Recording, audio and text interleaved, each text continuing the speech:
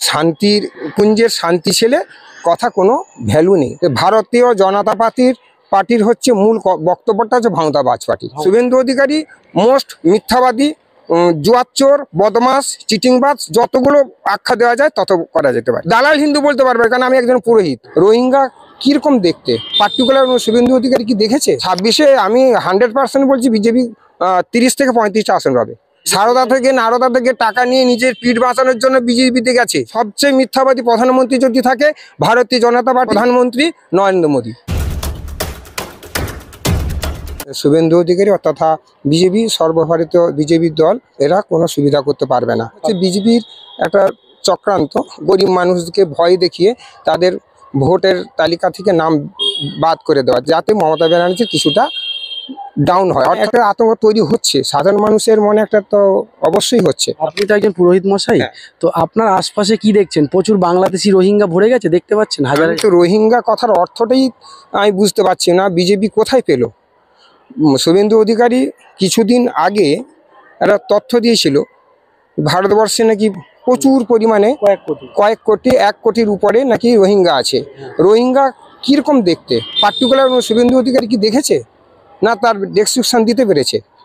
আমার মনে হয় এগুলো ভাঁওতাবাজি দিয়ে দেখিয়ে, ভয় দেখিয়ে সাধারণ মানুষকে দমিয়ে রাখা।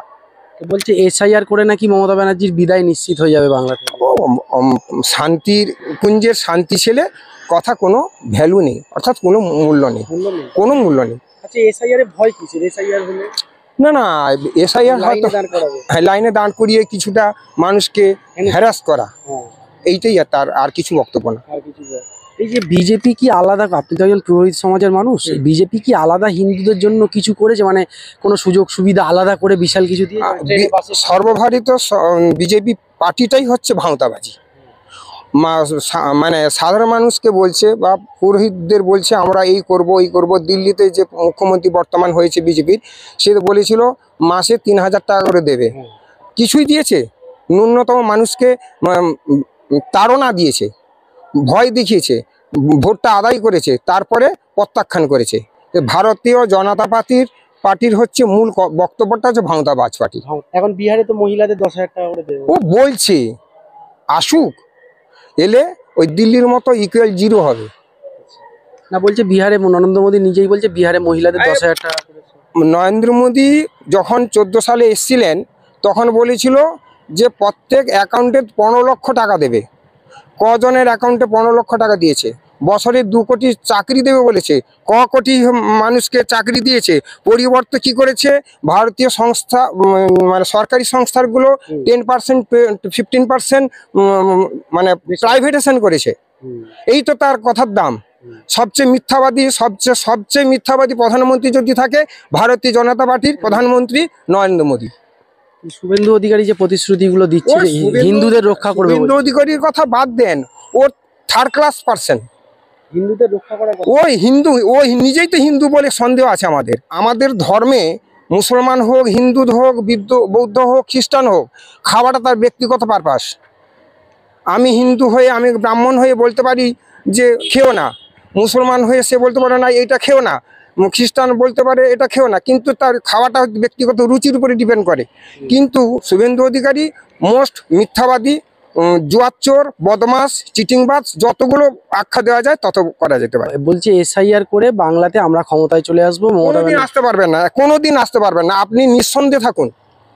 আমার ব্যক্তিগত মত বলছে 2026-এ তৃণমূল কংগ্রেস, মমতা ব্যানার্জি আবার পুনরায় গদি অধিকার করবে। কিন্তু শুভেন্দু বলছে সনাতনী হিন্দুরা মমতাকে ভোট দেবে না, এই লুঙ্গি বাহিনী, জিহাদি মুসলমানরা নাকি ভোট দেয়। হ্যাঁ, আপনি একজন সাংবাদিক, আপনি যাতে কি আমি আমার জানিয়ে লাভ নেই, জানা নেই, কিন্তু আমার মনে হয় জিহাদি হোক, লুঙ্গি পরা হোক, আর খ্রিস্টান হোক, বৌদ্ধ হোক, সব পার্টি যদি মমতা ব্যানার্জির বিপক্ষেও যায়, হিন্দু যা আছে 30% ভোট হচ্ছে বিজেপি পাবে কিনা সন্দেহ আছে। বিজেপি পাবে কিনা সন্দেহ আছে। আর ও তো আস্ফালন দেখছে, খোয়াব জানেন না, একটা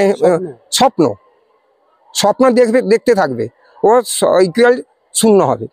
বিজেপির অনেক নেতা তো, বিজেপি শুভেন্দু অধিকারী, সুকান্ত ভট্টাচার্য, দিলীপ ঘোষ, রাহুল ঘোষ, ও কিচ্ছু না, ওদের একতা নেই। সবচেয়ে বড় কথা ওদের একতা নেই। ওরা যদি একতা থাকতো তাহলে হয়তো বিজেপি পশ্চিমবাংলায় একটা জায়গায় আসতে পারতো, কিন্তু ওদের নিজেদের গদি নিয়ে টানাটানি করছে। কি করে হবে, কি করে সামাল দেবে ওরা? শুভেন্দু অধিকারী বলছে যে যারা সিপিএম করে, যারা তৃণমূল করে, সবাই আমাদের দল করো, আমরা না না, ও বললে কি করে হবে? কাঁথির ছেলে কাঁথিতেই থাক, আর কোথাও আসতে হবে না। ও শান্তিকুঞ্জের ছেলে, শান্তির ছেলে। মানুষ হচ্ছে যে যার কর্মক্ষেত্রে যায়, যে যার ধর্মটা তার ব্যক্তিগত পারপাস। মুসলমান হোক, হিন্দু হোক, খ্রিস্টান হোক, জৈন হোক, তার ধর্মটা তার ব্যক্তিগত। শুভেন্দু অধিকারী বলবে আমি কি ধর্ম করব, আমি কি আচরণ করব, কি কর্ম করব, সে কি বলে দেবে? ওকে আপনার ভিডিও যদি শুভেন্দু অধিকারী বাই চান্স দেখে, আপনাকে চটি চাঁটা বা কিছু একটা ও তো সব সময় বলে থাকে। বলে দালাল হিন্দু, হ্যাঁ, ও তো বলবে তো। দালাল হিন্দু বলতে পারবে না, কারণ আমি একজন পুরোহিত। পাগলের ফলাপ বকবে, আবার সন্ধ্যার সময় আবার ঠিক হয়ে যাবে। 26-এ আমি 100% বলছি বিজেপি 30 থেকে 35টা আসন পাবে মাত্র। আমার ক্যালকুলেশন বলছে 30 থেকে 35টা আসন পাবে, এর বেশি পাবে না। এত দুরবস্থা। হ্যাঁ, ও কেন নিজেরাই তো গন্ডগোল করছে। আচ্ছা, আপনার তো ব্যক্তিগত বিষয় বাদ দিন, আপনি যে এলাকায় থাকেন, যে মন্দিরে পুজো করেন, আপনি তো বেশিরভাগই হিন্দু মানুষদের সঙ্গে চলাফেরা করেন, তাদের কি বক্তব্য এই বিজেপিকে নিয়ে? তারা কি খুব খুশি? না, তা কেউ খুশি নয়, কেউ মানে বেশিরভাগ দেখুন, আমাদের হিন্দু ধর্মের কম বেশি তো থাকবে। আমি হয়তো যেটাকে আপনাকে ফেভার করছি, আপনি হয়তো একজন মুসলিম, আমি তোমাকে ফেভার করতেই পারি, কিন্তু আরেকজন হিন্দু আপনাকে নাও। না না, আপনি যে সমাজে মিশছেন, হিন্দু সমাজের লোকজন বেশিরভাগ কি মানে তাদের ইন্টেনশন কি? না সবাই না, 50% 40% হয়তো একে চাইছে, না বিজেপিকে চাইছে, আর হয়তো 60% তৃণমূল। বাবা, এতটা বেশি? আচ্ছা, কেন, সবচেয়ে বড় কথা হচ্ছে ভারতবর্ষে তথা পশ্চিমবাংলায় দিদি যা সাধারণ মানুষের জন্য করছে, কিছু না কিছু প্রত্যেক বাড়িতে কিছু না কিছু উপকার পাচ্ছে, উপকৃত পাচ্ছে, তা সেটা সে ভুলে যাবে কি করে? শুভেন্দু অধিকারী বলছে এই করব, আর এই দিল্লির মতো যদি অবস্থা হয় তাহলে কে বিশ্বাস করবে তাকে? এই যে বিজেপি নেতারা বাংলায় আসছে আর বলছে এখানে নাকি দুর্গাপুজো, কালী পুজো ভালোভাবে হয় না, আপনারা করতে পারেন পুজো পার্বণ? আমাদের কোনো ব্যক্তিগত কোনো মত মানে বিরোধিতা নেই, সামাজিক দিক থেকে কোনো বিরোধিতা নেই। আমরা সবাই স্বতঃস্ফূর্তভাবে আমরা দুর্গাপুজো করি, কালী পুজো করি, সরস্বতী পুজো করি, সব পুজো করি, শীতলা পুজো করি, সব পুজো করি। এখানে এমএলএ তো মনে হয় ফিরদৌসী বেগম, তো উনি বাধা সৃষ্টি করেন না? না বাধা, উনি আর বঞ্চ আমাদের সাহায্য করে। হ্যাঁ,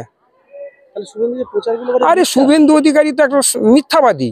সারদা থেকে নারদা থেকে টাকা নিয়ে নিজের পিঠ বাঁচানোর জন্য বিজেপিতে গেছে, এর থেকে আর কি বলবো? না, আমি এত টাকা নিয়েছি, আমার যদি কোনো সিবিআই তদন্ত হয় আমি তো রক্ষা পাবো না, সেই জন্য আমি তাড়াতাড়ি অমিত শাহর হাত ধরে চলে যাই। আপনার নাম কৌশিক কুমার কর। কৌশিক কুমার কর।